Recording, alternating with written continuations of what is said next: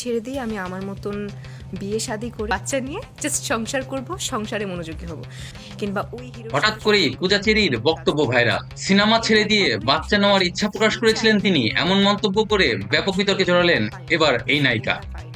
অনেক প্রযোজনা প্রতিষ্ঠান থেকে, অনেক ডিরেক্টরের কাছ থেকে যখন যেই কাজই করি, মনে করেন অনেক পচা কাজও করছি, তারপর আমি বলি আমার ডিরেক্টরকে যে প্লিজ একটা বার রিহার্সাল কিংবা 1-2 দিন রিহার্সাল কিন্তু করতে হবে।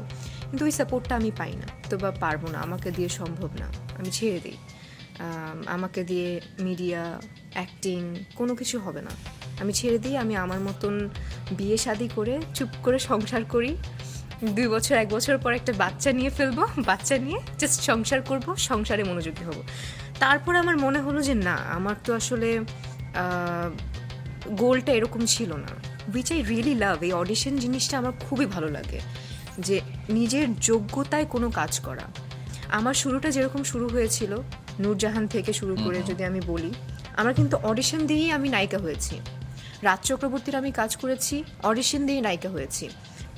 সো যখন আমাকে বলেছে যে তোমার অডিশন দেওয়া লাগবে, তাও আবার একটা অডিশন না, 3-3টা অডিশন পার করে তারপর তোমাকে আমরা সিলেক্ট করব, মানে আমরা ডিসিশন নিব যে তোমাকে সিলেক্ট করবো কি করবো না। আই ওয়াজ ভেরি হ্যাপি যে না ঠিক আছে, ওকে, আমি রেডি। এবং যখন আমাকে বলা হয় যে তুমি 3টা অডিশনেই পাশ করে গেছো, এবং আমি একা অডিশন দিইনি, আরো অনেকে, নাম না বলি, আর কেউ যেন আঙুল না তুলতে পারে যে